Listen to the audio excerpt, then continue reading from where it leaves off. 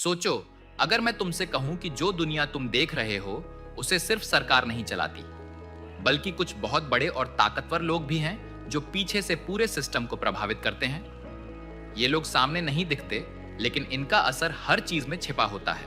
हम रोज इनकी बनाई हुई टेक्नोलॉजी, एप्स और सर्विसेज इस्तेमाल करते हैं बिना ये सोचे कि इनके पीछे कितनी बड़ी ताकत काम कर रही है। और शायद सबसे बड़ी बात यही है कि हमें इसका अंदाजा भी नहीं होता।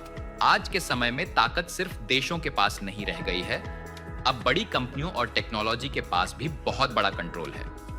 कुछ लोग सोशल मीडिया को चलाते हैं, कुछ लोग हमारी ऑनलाइन शॉपिंग को आसान बनाते हैं, और कुछ लोग ऐसी नई टेक्नोलॉजी बना रहे हैं जो आने वाले समय को बदल सकती है। हम रोज इन प्लेटफॉर्म्स का इस्तेमाल करते हैं, जैसे फोन, एप्स, इंटरनेट, लेकिन हम कभी नहीं सोचते कि इनके पीछे कितनी बड़ी प्लानिंग और पावर काम कर रही होती है। सबसे पहले आते हैं इलॉन मस्क, जो सिर्फ एक बिजनेसमैन नहीं बल्कि एक ऐसा इंसान है जो फ्यूचर को पहले से देखता है।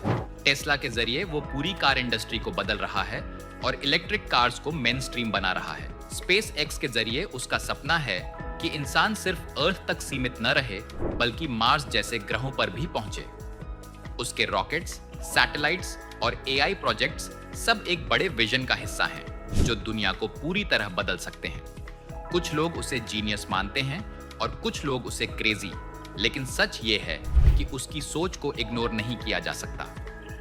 अब बात करते हैं जेफ बेजोस की, जो अमेज़न का फाउंडर है। शुरुआत में ये सिर्फ एक छोटी ऑनलाइन बुक स्टोर थी, लेकिन धीरे धीरे इसने पूरी दुनिया के शॉपिंग सिस्टम को बदल दिया। आज अमेज़न सिर्फ शॉपिंग तक सीमित नहीं है, बल्कि क्लाउड कंप्यूटिंग, डिलीवरी सिस्टम और एआई सर्विसेज तक फैल चुका है। हम जो भी ऑनलाइन ऑर्डर करते हैं, उसके पीछे कहीं ना कहीं अमेज़न का पूरा सिस्टम काम करता है। अगर कभी ये सिस्टम रुक जाए तो सिर्फ शॉपिंग ही नहीं, बल्कि कई डिजिटल सर्विसेज भी प्रभावित हो सकती हैं। अब आते हैं मार्क जुकरबर्ग पर, जो फेसबुक, इंस्टाग्राम और व्हाट्सएप का मालिक है। आज दुनिया के अरबों लोग रोज इन एप्स का इस्तेमाल करते हैं और अपनी जिंदगी का बड़ा हिस्सा यहाँ बिताते हैं। ये सिर्फ सोशल मीडिया नहीं है, बल्कि ये एक ऐसा सिस्टम है जो तय करता है कि लोग क्या देखेंगे, क्या सीखेंगे और कौन सी खबरें तेजी से फैलेंगी।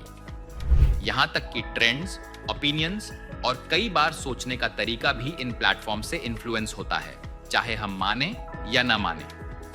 अब बात करते हैं वॉरेन बफेट की, जो दुनिया के सबसे समझदार इन्वेस्टर्स में से एक माना जाता है। वो बहुत सिंपल लाइफ जीता है, लेकिन उसका दिमाग दुनिया की सबसे बड़ी कंपनीज में पैसा लगाता है। वो बैंकिंग, इंश्योरेंस, फूड और एनर्जी जैसी इंडस्ट्रीज में इन्वेस्ट करता है, जो असली इकोनॉमी को चलाती है। उसके हर फैसले का असर स्टॉक मार्केट और ग्लोबल इकोनॉमी पर पड़ता है। इसी वजह से लोग उसे ऑरेकल ऑफ ओमाहा कहते हैं, क्योंकि उसकी सोच बहुत आगे तक जाती है। और आखिर में बिल गेट्स, जो माइक्रोसॉफ्ट का को-फाउंडर है। विंडोज और सॉफ्टवेयर ने पूरी दुनिया में कंप्यूटर्स को हर इंसान के लिए आसान बना दिया। लेकिन सिर्फ टेक्नोलॉजी ही नहीं, आज Bill Gates global health, vaccines और चैरिटी प्रोजेक्ट्स में भी बहुत बड़ा काम कर रहा है। उसकी फाउंडेशन दुनिया के कई देशों में हेल्थ और एजुकेशन पर काम करती है।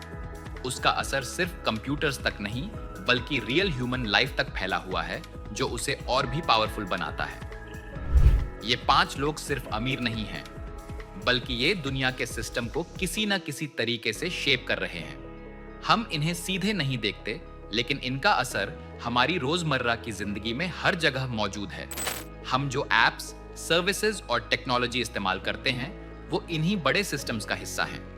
और जब हम थोड़ा गहराई से सोचते हैं, तो समझ आता है कि दुनिया जितनी सिंपल लगती है, असल में उतनी सिंपल होती नहीं है।